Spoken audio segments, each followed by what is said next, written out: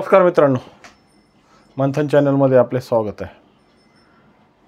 परिस्थिती आणि वेळ कशी येते हे कोणालाच कळत नाही आणि या परिस्थितीनुसार सामाजिक परिस्थितीमध्ये अफवा आणि ज्या काही वास्तविकता आहे ह्याच्यातली तफावत कधी-कधी माणसाला खूप महागात पडते। अशाच पद्धतीच्या जीवन विठीस घेऊन सामाजिक परिस्थितीमध्ये चलत असणाऱ्या ग्रामीण भागातल्या लोकांच्या संदर्भात आज आपण चर्चा करणार आहोत। गेल्या 2 महिन्यापासून ड्रोन आला रे आला नावाचा काहूर या ग्रामीण भागात मासलाय। प्रशासनाकडून ही स्पष्ट उक्ती मिळत नाहीये की हे ड्रोन कशासाठी फिरतात। प्रशासनाने एकदा तर विषय काही खाजगीमध्ये बोलत असताना पोलीस अधिकाऱ्यांची चर्चा करत असताना ड्रोन पाडा असं सांगितलं, परंतु ड्रोन पाडणार कसे? हेवी कॅपॅसिटीचे ड्रोन आहेत की जे जवळपास 100 ते 150 मीटर वर उडणारे ड्रोन, ते नेमकं रात्रीच्या वेळेस आणि घनदाट जंगलातून किंवा आड रानातून जे फिरतात, त्यामुळे आजही या ग्रामीण भागातल्या लोकांना नेमके हे ड्रोन कशासाठी फिरतात हा विषय अजूनही उमजलेला नाही आहे किंवा समजलेला नाही।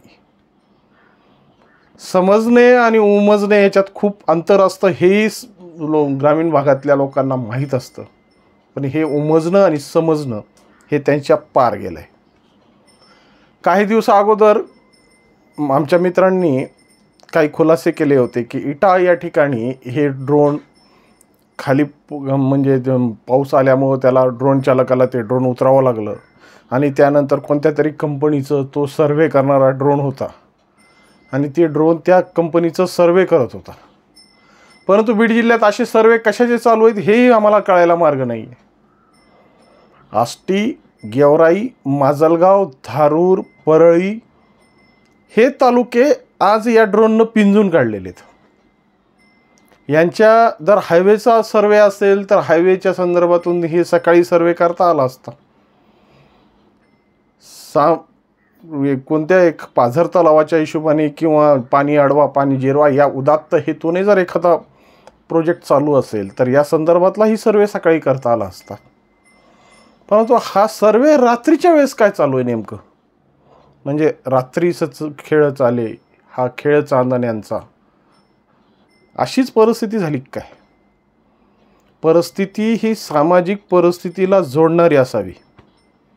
आत्ताचे नवे कर्तव्यदक्ष अधिकारी आलेले श्री बारगळ साहेब यांना हात जोडून विनंती आहे, साहेब काय डोकं लावायचं लावा, पण गावातली ही जी थैमानता वाढते ना, गावातल्या लोकांमध्ये हा संभ्रम पसरतोय ना, आता चोरं गटली काही ठिकाणी मार खाल्ला लोकांनी, काही ठिकाणी नातेवाईकांनी मार खाल्ला, काही ठिकाणी पाहुणे म्हणून आलेल्यांनी मार खाल्ला।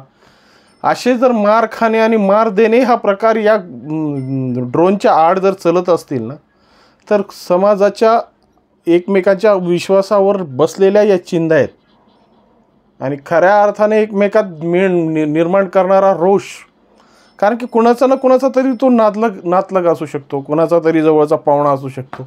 चोराने मार खाल्ला तर ते हरकत नाही, ते त्यांचा नैतिक धर्मच आहे त्याला, कारण की यांना नाठाळाच्या माथी काठी घातल्याशिवाय हे लोक नीट होत नाहीत, कारण की आयतं खायची सवय आता खूप लोकांना लागलेली आहे।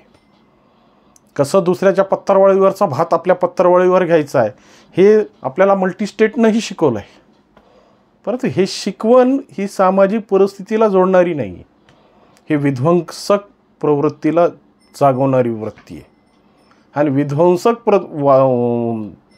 वृत्तीला जागवणारी जर समाजव्यवस्था तयार होत असेल ना, तर अराजकता माजल्याशिवाय दुसरं काही हाती लागणार नाही। प्रत्येक ठिकाणी आज एकमेकाबद्दल एकमेकांच्या मनात जो द्वेष आणि रोष निर्माण केला जातोय ना, त्याच्यातली ही एक प्रक्रिया खूप मोठी आहे। कारण की कसं असतं की ग्रामीण भागात आजही चांगल्या पद्धतीचा संस्कार आहे। 18 पगड जाती ह्या एकमेकाला नांदवण्यासाठी वापरल्या जातात, एकमेकाचं सौख्य सांभाळण्यासाठी वापरल्या जातात, परंतु जेव्हा अशा पद्धतीच्या कारवाया म्हणजे एखाद्या पाहुण्याला झोडपणं किंवा एखाद्या पाहुण्याला अडवणं जेव्हा होतो तेव्हा आपोआप मनातला रोष वाढत जातो हा रोष सामाजिक परिस्थितीला चांगला नाही.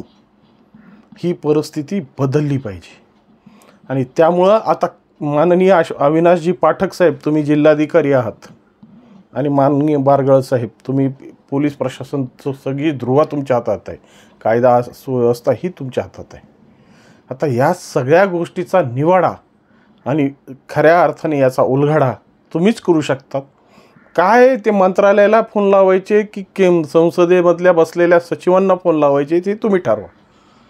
नेमका हा कशाचा सर्वे चालू आहे, कशाची परिस्थिती पोट्टेहाणी चालू आहे, कशामुळं हे डोर रात्रीच्या वेळेस फिरतात, ही परिस्थिती तुम्ही निहाळल्याशिवाय, ही परिस्थिती सत्यता आणल्याशिवाय आणि जनतेमध्ये याचा प्रचार केल्याशिवाय हे ड्रोनची भीती कायमस्वरूपी मनातच वाढत राहील. तर कृपया करून या गोष्टीचा थोडासा तसदीक घ्या आणि का नेमकं चालू आहे, या काय होणार आहे याच्यावरच लक्ष केंद्रित करून सर्वसामान्याला याच भीतीतून जरा मुक्त करा. एवढीच विनंती. नमस्कार.